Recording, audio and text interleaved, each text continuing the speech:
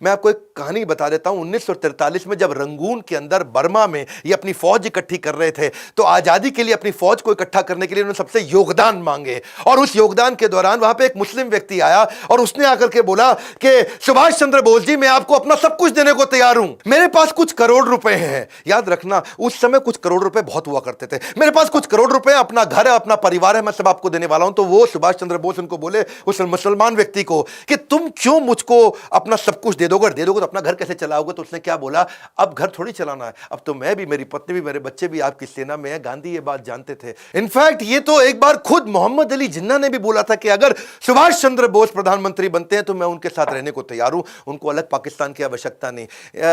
मैं आपको ना ऐसे बताऊंगा कि गांधी की उन्होंने रिस्पेक्ट फिर भी जीवन भर करी। सिंगापुर में जब वो तैयारी कर रहे थे, तब वहां से भी एक रेडियो के अनाउंसमेंट में उन्होंने बोला कि गांधी जी राष्ट्रपिता है। लेकिन इंडिया में एक्सेप्टेंस सुभाष चंद्र बोस की बहुत बड़ी थी।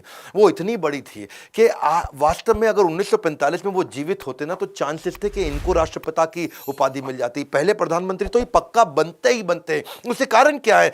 क्योंकि इनसे ज्यादा बुद्धिमान व्यक्ति, इंटेलेक्चुअल जीनियस, इनसे ज्यादा विजनरी, जो दूर तक सोच सके, क्योंकि बाकी सब तो ऑपरेशंस में हिंदुस्तान में लड़े रहे, ये पूरी दुनिया का अलायंसेस लेके आते रहे। इनसे ज्यादा इकोनॉमी को समझना, इंडस्ट्रियलाइजेशन को समझना, ब्यूरोक्रेसी को समझना, सोशल सिविक्स को समझना, डिप्लोमेसी, इंटरनेशनल अलायंसेस, जियो पॉलिटिकल पार्टनरशिप, इनके पास शायद बुद्ध आदित्य योग था। बुद्ध आदित्य योग ये वो योग होता है कि आप जब भी कुछ कहें तो पूरी दुनिया आपकी बात माने। ये जहां जो बोलते रहे, दुनिया इनकी बात मानती थी।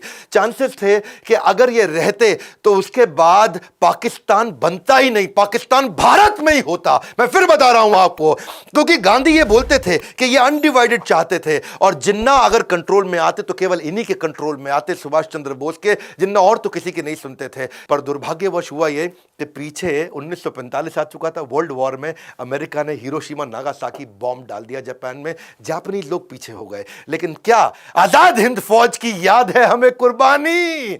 भले ही इतिहासकारों ने नहीं लिखी इनकी कहानी। जितना कर सकते थे उससे बहुत ज्यादा सपोर्ट किया जापान ने, पर अब उसने सारा सपोर्ट वापस खींच लिया, क्योंकि संभव था ही नहीं।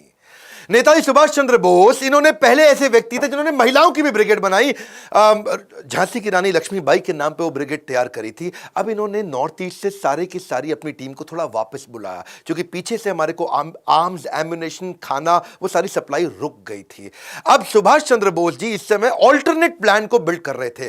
तो इन्होंने क्या सोचा, वियतनाम जापान के पास ही था, तो ये वहां से फ्लाइट लेकर के मॉस्को जाना चाहते थे। वर्ल्ड वॉर 2 लगभग खत्म हो चुका था हिरोशिमा नागासाकी के बाद। तो उन्होंने प्लान किया था, यूएसएसआर के साथ मैं नए अलायंसेस बिल्ड करूंगा, कुछ नई स्ट्रैटेजी लेके, नई योजना से। जब वहां जाने लगे, अब वियतनाम से मॉस्को जाते वक्त खबर ऐसी आई कि ताइवान, रास्ते में ताइवान के एयरपोर्ट के पास उनका जहाज क्रैश हो गया और उसमें देहांत हो गया। खैर, इसमें बहुत सारी बातें थी, वो उनका देहांत हुआ कि नहीं हुआ इसकी बात बाद में करूंगा। पर भारत में अंग्रेजों ने हमारी सारी लीडरशिप को उठा लिया, पकड़ लिया। वो क्राइम वॉर के तहत हमारे यहाँ के जो आर्मी के अधिकारी थे, जो आजाद हिंद फौज के थे, उनको सबको पकड़ा उन्होंने, और देशद्रोह के आरोप में उन पे मुकदमे चलाने लगे। यहाँ पे नेताजी अब तक बहुत काम कर चुके थे और पूरी दुनिया में खबर फैल चुकी थी कि उनका देहांत हो चुका है, अब वो जीवित नहीं है।